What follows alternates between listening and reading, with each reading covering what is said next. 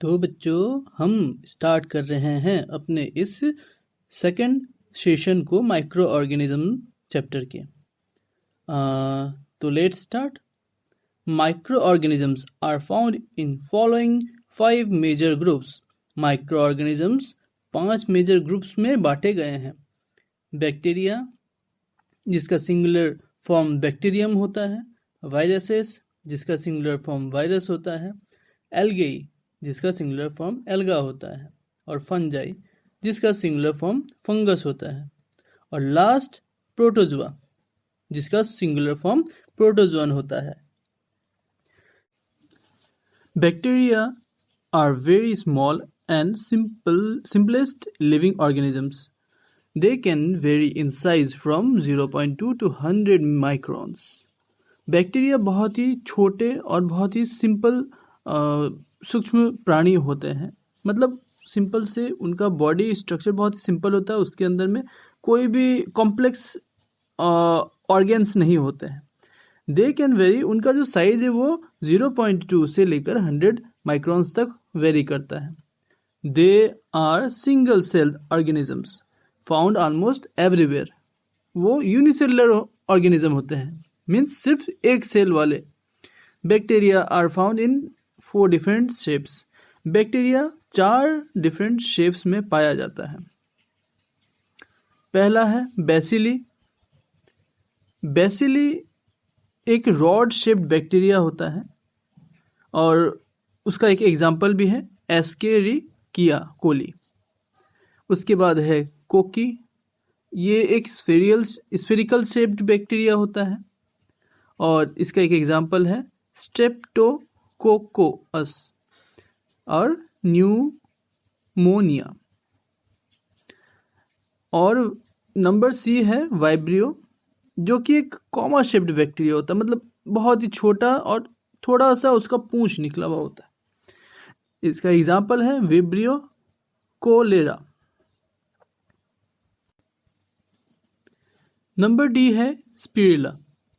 एक spiral shaped bacteria होता है, मीन्स देखने में थोड़ा सा गोल गोल लगता है और इसके एग्जाम्पल है treponema pallidum. The bacteria which need oxygen for growth are called aerobic bacteria. वह बैक्टीरिया जिसको जिंदा रहने के लिए सांस लेने की ज़रूरत होती है और वो ऑक्सीजन इनटेक करते हैं।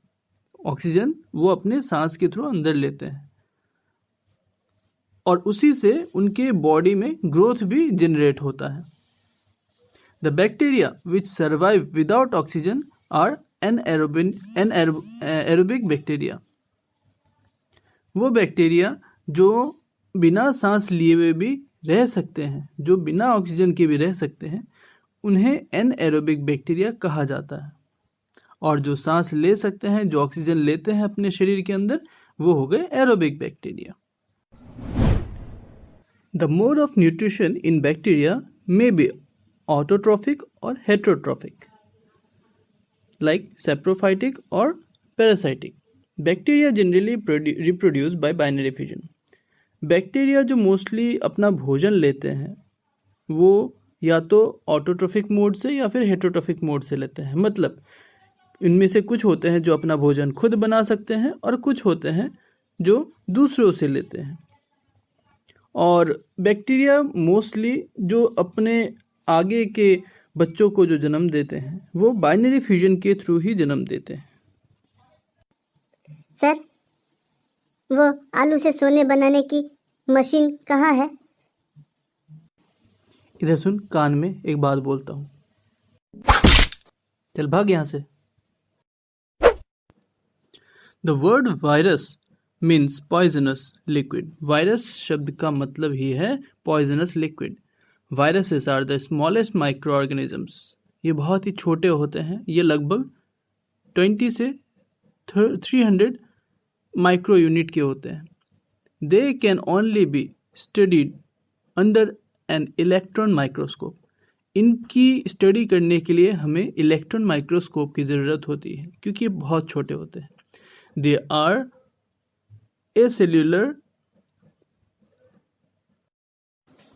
That means they do not have any of the substances present in a cell. इसका मतलब यह है कि उनके सेल में इसके अलावा और कोई भी चीज नहीं होती है. They only contain a smaller nuclear material wrapped in a protein coat. ठीक है, उनके शरीर जो है वो एक प्रोटीन से कोटेड, प्रोटीन से ढका हुआ रहता है और उसके अंदर में एक छोटा सा न्यूक्लियर मटेरियल रहता है, बहुत ही छोटा सा, और उनका शरीर जो है वो ढका हुआ रहता है एक प्रोटीन से. This indicates that they are non living. इससे यह पता चलता है कि वो एक नॉन लिविंग बीइंग है. When they enter a living cell, जब वो किसी जीवित प्राणी के शरीर के अंदर में घुसते हैं, they use the energy of the living cell. तो वो उस लिविंग सेल के, मतलब वो जिसके शरीर में घुसते हैं उस जीवित प्राणी के सेल का शक्ति वो यूज करते हैं टू रिप्रोड्यूस. ठीक है, और वो अपने आप को फिर रिप्रोड्यूस, मतलब वो अपने आगे के जो जेनेसिस है उसको रिप्रोड्यूस करते हैं और वे अपने वंशज को आगे बढ़ाते हैं. ठीक है, after reproduction of many viruses the host cell dies and burst. और जब वो अपने तरह के और वायरसेस को जन्म दे देता है और उसकी जब एज हो जाती है तब वो फाइनली फूट जाता है, मतलब उसका बॉडी ब्रास्ट हो जाता है और उसका एग्जिस्टेंस खत्म हो जाता है. The viruses spread and invade the other sales. यह वायरसेस फैल जाते हैं और जिस सेल्स के भी कांटेक्ट में वो आते हैं वो उनको भी हार्म करना चालू कर देते हैं. Viruses are said to be connecting link between living things and non-living things. Viruses को एक लिंक की तरह माना गया है between living beings and non-living beings. क्यों? क्योंकि जब ये बाहर रहते हैं तो ये मरे हुए रहते हैं, लेकिन जब वो शरीर के अंदर आते हैं तो वो जिंदा हो जाते हैं. तो इनका कनेक्शन लिविंग बींग्स के साथ में कुछ ऐसा ही है, मतलब वो लाइफ को कनेक्ट करते हैं ये वायरसेस जब वो किसी लाइफ कंटेनिंग बींग के अंदर में जब आते हैं. इसीलिए इसको ऐसा कहा गया कि they are a link between a living thing and non living thing. Some examples of viruses are vaccinia virus, influenza virus, H1V1 virus and polio virus. और लास्ट में आता है algae. Algae is a group of simple plants. यह कुछ groups होते हैं simple, इनका body structure बहुत सिंपल होता है और ये एक ग्रुप ऑफ सिंपल प्लांट्स को रिप्रेजेंट करते हैं. Algae in Latin means seaweed. Latin भाषा में इस शब्द का मतलब है seaweeds. They vary in size, shape and habitat. यह अलग अलग जगहों पे अलग अलग साइज और शेप के होते हैं. Some are unicellular and microscopic while others are multicellular and can be few metres long. कुछ तो बहुत ही छोटे माइक्रोस्कोपिक होते हैं, यूनिसेलुलर मतलब सिंगल सेल वाले होते हैं, जबकि कुछ मल्टीसेलुलर और बड़े भी हो सकते हैं, 1 मीटर तक बड़े. They have no stem, roots and leaves like other plants, but they have chlorophyll and they can make their food through photosynthesis. वैसे तो इनके ना स्टेम होता है, ना रूट होता है, ना ही पत्ते होते हैं, लेकिन इनमें क्लोरोफिल होता है. क्लोरोफिल आपको याद ही होगा, जिसके हेल्प से प्लांट्स अपना भोजन बनाते हैं. And they can make their food through photosynthesis. तो इसी तरह ये भी फोटोसिंथेसिस की मदद से अपना भोजन बना लेते हैं. तो एल्गे के कुछ एग्जाम्पल्स भी दिए हुए हैं, जैसे क्लैमिडोमोनस, सीवीड्स और स्पाइरोगायरा और वॉलबॉक्स भी. क्या हो गया रे बाबा तुझे? आलू की मशीन मांगी थी, मार दिया.